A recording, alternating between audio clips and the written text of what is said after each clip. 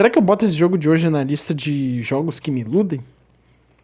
Acho que não, né? Vencemos o time do Juventude, uma goleada por 4-0. Um jogo extremamente confortável para o Internacional, onde fez o que quis durante os 90 minutos do jogo, criou diversas oportunidades e dessas oportunidades conseguiu aproveitar e marcou 4 gols. Vou dizer para vocês que eu tava bem receoso antes desse jogo, apesar de a gente conhecer muito bem o time do Juventude, a gente sabia que ele ia vir retrancado e eu fiquei com aquele medo do Internacional não conseguir fazer gols por conta da circunstância. Mas o Inter foi extremamente convicto, fez gol de bola parada, com bola rolando, teve diversas oportunidades, poderia ter feito 5, 6, 7. O time do Juventude sem força nenhuma, gente. Infelizmente, eu vou ter que dizer aqui, o Juventude tá rebaixado, o Juventude não vai conseguir sair da zona de rebaixamento se continuar do mesmo jeito. Precisa de um dos maiores milagres da história do futebol para se salvar. Mas eu acho que eu não vou citar esse jogo na minha lista de jogos que me iludem. Por 2 motivos. O adversário, que a gente sabe das dificuldades que tem. E o segundo é porque o Internacional não tem nada a disputar, a não ser o próprio Campeonato Brasileiro, que eu acho muito difícil de conseguir alguma coisa a não ser vaga para Libertadores. Acho que o título já é uma possibilidade um pouco distante, visto a distância que o Palmeiras tem e a qualidade propriamente dita que o grupo deles possui, mas eu acho que o Internacional tem totais condições de brigar aí por segunda colocação, por terceira colocação, tem grupo para isso e só resta essa competição, então. Mas me sinto muito satisfeito numa segunda-feira à noite poder fazer aqui um vídeo de pós-jogo sobre uma vitória, uma goleada do meu time, não vou negar. Um jogo também marcado por reconciliações, né? Eu acho que começa o novo procedimento de reconciliação do Edenilson com a torcida colorada. Já se tornou basicamente um ciclo, né, que se auto-renova constantemente. O Edenilson fica marcado por um episódio negativo no Internacional, a torcida cobra, o Edenilson ele se reconcilia e volta a jogar bem. Novamente é marcado no episódio ruim, a torcida se reconcilia com o Edenilson e novamente volta a jogar bem. Parece que é algo que se tornou constante, né, um ciclo vicioso. Mas a gente sabe da qualidade que o Edenilson tem e o quanto ele pode contribuir com o time, né, apesar de ele ainda estar mal visto pela torcida. Vai também ressaltar que o Sidney Lobo tá invicto como técnico, hein? Se quiser,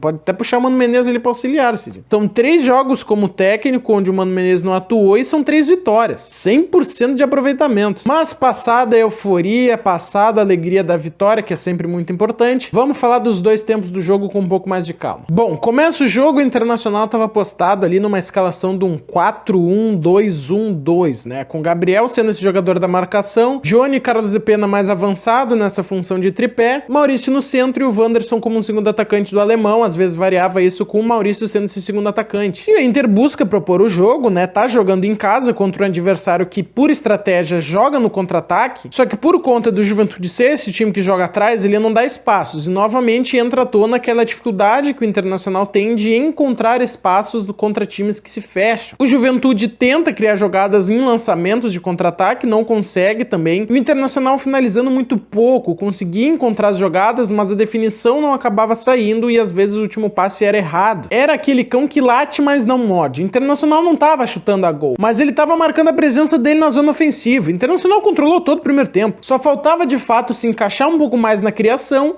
e definia gol. O Internacional começou a definir algumas jogadas com o Wanderson numa boa defesa do goleiro do Juventude, depois com o Maurício num chute que passa do lado do gol, até que num lance de bola parada, aos 38 minutos, o Depena cruza o escanteio e o Johnny antecipa o Paulo Miranda e cabeceia no canto direito do goleiro Pegorini. E ainda nos minutos finais da primeira etapa teve tempo do Internacional encontrar um pênalti bem marcado. O Wanderson dá um bom passe pro alemão, que encontra a bola, cola nela e depois dela ter saído do domínio dele, o Paulo Miranda dá um chute no pé dele, acaba errando ali o lance, o tempo da bola. Em pênalti claríssimo, o VAR chamou o cara lá, o Braulio. E aí o pesadelo do Internacional nos últimos tempos, né? Cobrança de pênaltis. O Depena novamente finalizou e errou o pênalti, só que no rebote o Wanderson finalizou bem e marcou os 2-0 do Internacional na primeira etapa. É o fantasma do pênalti no Beira-Rio. Foi um primeiro tempo de total domínio do Internacional, cara. Teve a posse de bola, tentou criar as possibilidades, ditava o ritmo da partida e os jogadores jogando no alto nível. E tudo ficou muito mais fácil para o Internacional aos poucos e chegando e concluindo e formando o resultado. Bom, aí no segundo tempo, o Internacional novamente fulminante, já na largada, marca um gol com o Johnny, um lance onde o alemão faz uma boa jogada, encontra o passe pro Wanderson, que coloca na cabeça do Johnny, que cabeceia muito bem no ângulo, sem chance pro goleiro Pegorini. Ali o Internacional já tinha matado o jogo e decidiu mudar um pouco o ritmo, já que ele dominava. O Internacional não teve o mesmo posse de bola que o primeiro tempo, mas continuou com uma pressão alta no ataque. Dificultava essa saída de bola do Juventude, que seguido continha problemas nessa saída e facilitava as jogadas do Internacional quando ele conseguia desarmar essa bola para criar jogada. O Juventude também em alguns momentos tinha a possibilidade de trabalhar a bola na frente, mas não tem qualidade para isso. O meio de campo do Juventude é muito fraco também, gente. E o Internacional soube se aproveitar desse momento que ia para cima e buscava jogar no contra-ataque. E com passe de bola, com contra-ataque, na pressão na saída de jogo, de qualquer forma o Internacional tinha muita vantagem sobre o Juventude, até na bola aérea, onde fez 2 gols. E nessa confortabilidade que o Internacional estava tendo na partida, ele chegou a um 4º gol que foi anulado, no meu ver, mal anulado, né? O Wanderson tem um contato com o jogador do time do Juventude, mas isso depois da bola já ter passado por eles. E ele também não atrapalha o campo de visão na hora da jogada, então pra mim o gol é totalmente legal. Mas novamente a gente sabe que a arbitragem no Brasil ela é totalmente suscetível às decisões do VAR. O Braulio da Silva, não sei do que, foi chamado, ele foi lá, viu e decidiu mudar a decisão dele de campo. E o Internacional continuou com o mesmo jogo, pressão em linhas altas, ditando o ritmo da partida, até que no momento o Edenilson, que tinha entrado no segundo tempo, consegue uma jogada dentro da pequena área, o jogador do Juventude quase dá uma tesoura no Edenilson, quase quebra a perna do Edenilson, ele fica com ela presa no chão, e o pênalti é marcado. E o Edenilson, nesse processo de reconciliação com a torcida, com o clube, vai lá, cobra o pênalti, bem batido no ângulo, fez o gol, o 4º gol da vitória e se encerra a partida goleada 4-0 Internacional. Fica pra gente os 3 pontos na tabela e uma boa noite de sono dessa segunda-feira, afinal de contas, mais uma goleada em casa. Vamos para as notas dos nossos queridos jogadores. O Daniel, ele teve apenas intervenções, não teve dificuldade nenhuma, vou deixar ele com a nota 6. O Bustos, bem à frente e bem atrás. O bom e velho Bustos que a gente tá acostumado a assistir, 8. Vitão e Mercado, excelentes no jogo, sempre muito seguros. Para mim, o Vitão sempre um pouco acima do Mercado, eles se complementam, né? Estão jogando demais, eu vou deixar o Mercado com a nota 8,5 e o Vitão com 10, cara. Para mim, ele jogou bem de novo. Tô apaixonado por esse jogador. René pelo lado esquerdo, um ótimo jogo do René, vou deixar ele com nota 8,5. Deu um breve susto ali, ele quase reprisou o gol contra do Jefferson contra o time do Tigres em 2015, mas não tem problema, foi bem no jogo. Gabriel no centro, ali na volância, bem também. Chegou a passar um pouco despercebido em algum momento do jogo, porque o Juventude trabalhava muito nos lançamentos. Mas na distribuição de jogo pelo chão, ele foi muito bem, vou deixar ele também com a nota 8. Depena bem na partida, deu assistência, foi participativo, mas acabou cobrando um pênalti e não convertendo, né? E isso dificulta ele com a torcida, né? Não dá pra perder pênalti novamente, depois daquele fiasqueiro com o time do Melgar. Mas foi bem no jogo de pênalti também, vou deixar ele com nota 8. Maurício, bom jogo do Maurício de novo, ele é um jogador que tá demonstrando muita maturidade, tranquilo, com facilidade ao desenvolver as ações dele, vou deixar ele também com a nota 8. O Johnny, pra mim, o melhor do jogo, espetacular o Johnny, uma das melhores partidas dele que eu já vi pelo Inter. Além dos 2 gols feitos, ele foi extremamente decisivo na marcação, antecipava as jogadas com muita qualidade, ia bem à frente, cara, nota 10 pro Johnny. Tá funcionando muito bem essa dupla dele com o Maurício. O Wanderson pelo lado também muito bem, não tinha começado tão bem o jogo, né, ali pelos 30 minutos iniciais ele tava ainda meio tentando se encontrar na partida. Depois conseguiu fazer o gol de pênalti no rebote, no segundo tempo deu uma assistência e também contribuiu ofensivamente, vou deixar o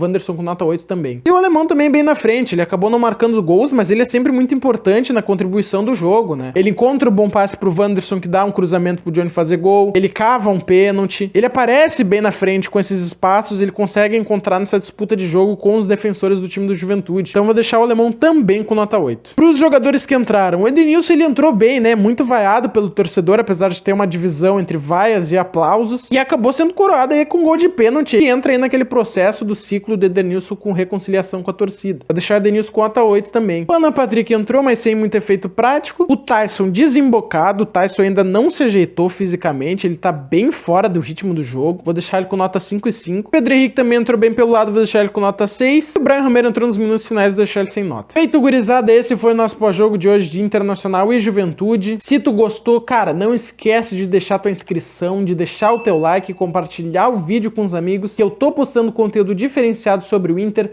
toda semana. Nós voltamos amanhã às 6 horas da tarde com o react da partida. Até lá, tenham um ótimo dia, um forte abraço pra vocês, até mais.